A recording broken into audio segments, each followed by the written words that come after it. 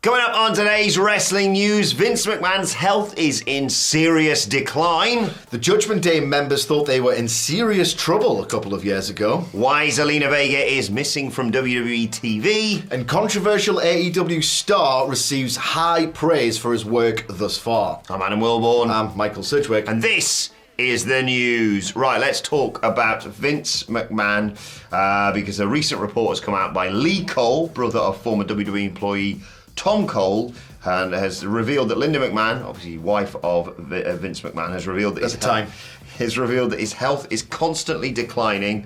Lee Cole apparently dropped this video on his official YouTube channel in which he stated that Linda had told people close to her that Vince McMahon's health was not good. Lee Cole saying, Linda McMahon has been telling people close to her that her husband's health has been getting progressively worse. Vince McMahon, the former owner of the WWE, was forced to step down 6 months ago after Janelle Grant, a former WWE employee, came out and said she was abused by Vince McMahon. But yes, his health seriously declining. Sid, your thoughts on all this? My thoughts? Well, it's a touchy subject, you know. So I don't think I'm necessarily qualified to talk about this. So instead, I'm going to pull up an article from psychologytoday.com. It is penned by Dr. Kirsty Lee Parkin, PhD. And the article in question is entitled Lying to Die, Why Narcissists May Lie About Their Health. Key points. Individuals who are high in narcissism may be more likely than others to fake being seriously ill or to fabricate a health scare. While the lie's motivation isn't always clear, evidence suggests that it may be a way to exert control over others, gain desired attention, or to boost the narcissist's reputation. Factitious disorders are generally born of the need for attention and sympathy. Those people talk about their illness openly, go to appointments, and even start fundraisers for themselves. Unlike hypochondriacs, individuals with factitious disorders know they are not sick, they are just good liars who crave the spotlight. Moving on to our second story, Damian Priest has had some things to say about the original Judgment Day and the manner in which it disbanded and his feelings on the matter, saying that at the time, was it 2022? That sounds about right. 2022, the original incarnation of the stable led by Edge was sort of not good, not well received. No. Adam Copeland himself has since said, you know, it was a misfire, he had some ideas, it wasn't the most glorious chapter of his career, and he wished the existing, or, you know, the second incarnation of the Judgment Day have now broke up again. All the best. He's a huge proponent of Damian Priest, and Damian Priest has said that, you know, he was furious. What pay-per-view was it? It was in 2022. It was on a Raw, I think, wasn't it? Didn't they try and recruit? Yeah, they won at the pay-per-view. Yeah. And they won at the pay-per-view and then booted out Edge the next night. I think Copeland has since said, look, they needed him to play babyface because there was a deficit on the Raw side or whatever. But Damian Priest genuinely thought he was on the chopping block. He was furious. I think mad was the exact word that he used. He said Rhea Ripley was even more mad than he was, and he genuinely was, apprehensive and concerned about his future in WWE. Fast forward 2 years, and he was the World Heavyweight Champion, so it did, in fact, all work out in the end. Yeah, I mean, there was only two good things to come out of that original Judgment Day, and that was Edge's big chair, and you think you know me? You never did. I love that, because you think you know me, right? Surely that was itself, you know, the exact same thing it got. Exactly. You think you know me? You do. I'm Adam Copeland. That's his Def Rebel. You think you know me? Correct. I'm Adam Copeland. Def Rebel. I think the whole, the concept of the group of, having a legend in there, having someone like Damian Priest, who always has shown such potential from his time in NXT, of course, and someone like Rhea Ripley is a real force in that group. She's a megastar. It always felt like it was a good idea. It was just the way it was presented was so... The execution was so hokey. And then, the transformation that we've seen over the last couple of years was sensational. But you can understand in the moment when they... Yeah, I mean, they had only created the group a few months back, and the people had joined. You know, you had Rhea Ripley joining and Damian Priest joining in the WrestleMania match, obviously with AJ Styles. It's understandable that they would think, they've clearly invested a lot in this, and they've had to just completely change it or get rid of it because A, it's not working, and like you say, B, we need Edge to be a babyface now. And there was a chance, certainly under the old regime, that you'd be like, right, you haven't really got a proper star as established in the fans' eyes. Rhea Ripley, arguably, but we're just going to make you the heel group that loses all the time. But yeah, look at what they've gone on to do. Rhea Ripley obviously holding that championship for so long. As you mentioned, Damian Priest, World Heavyweight Champion, tag titles as well. North American title for Dominic Mysterio. Let's not forget all that. And he's an NXT draw as well. Yeah, so... It really was. He moved that needle big time. It really is a great success story for them. And now they move on to be street trash. Street trash. Didn't they just trademark something as well? Fatal Influence. Oh, did they? Maybe that could be something. The Fatal Influence. These stable names stink. Right. Let's bring you the latest on Zelina Vega. The good news is the reason that she is missing from WWE is not an injury.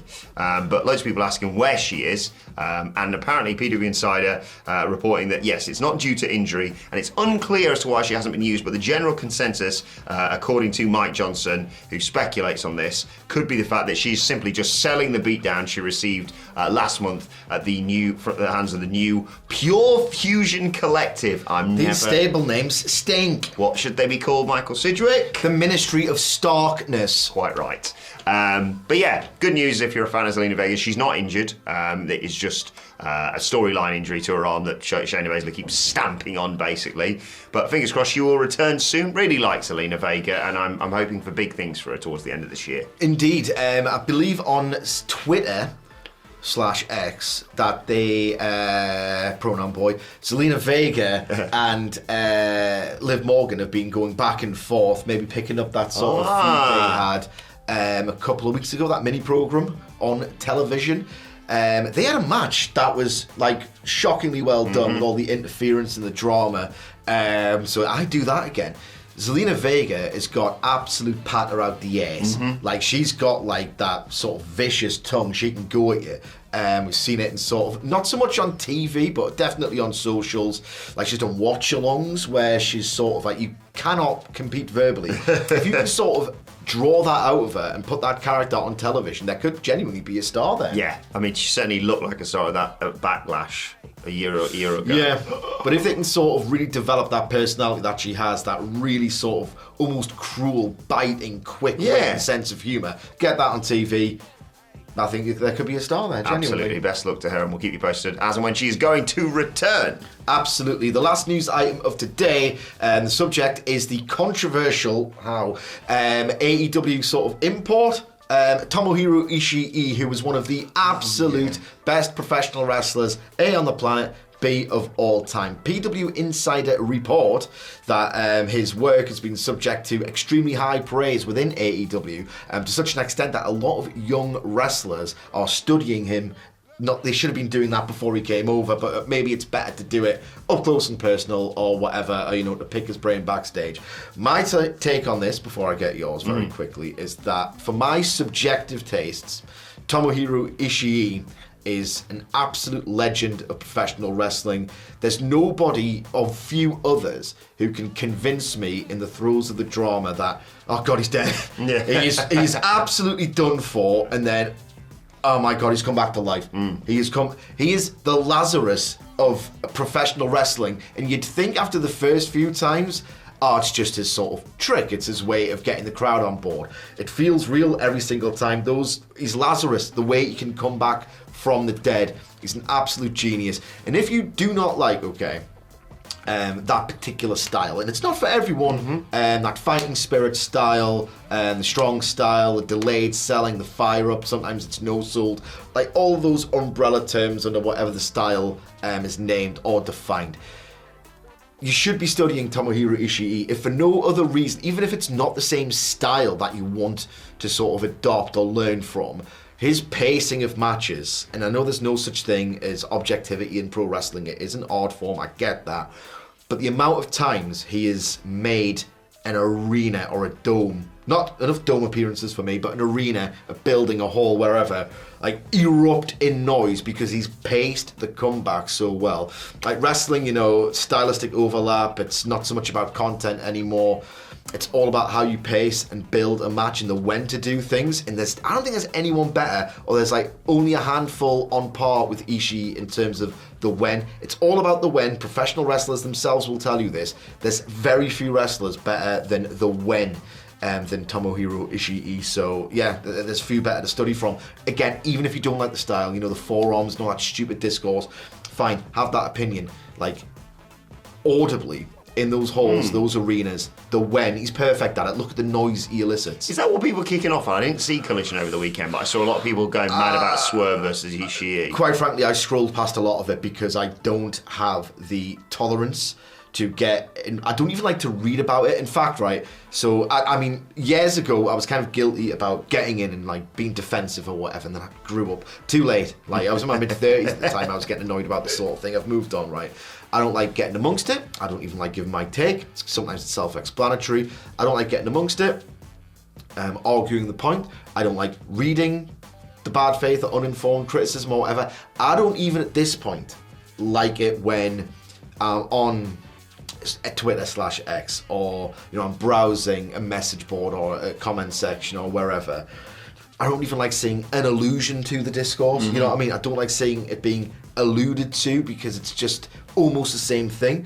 I don't know whether it was just stylistically Ishii annoyed people. I don't know whether it was because the ratio of offense was a bit weighted in Ishii's favor. I think that was a lot of it as well. Like, I know, why is your world champion going 12 minutes with one of the greatest wrestlers of all time?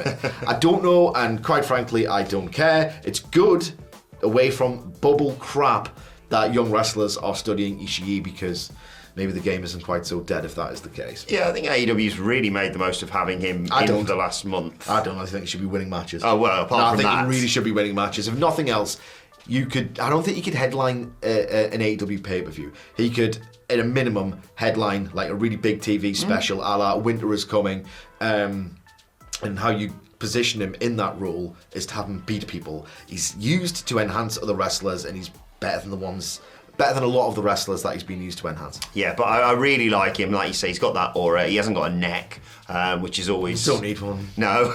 It's just a potential target point. So if you just don't have it, then it's beneficial to you.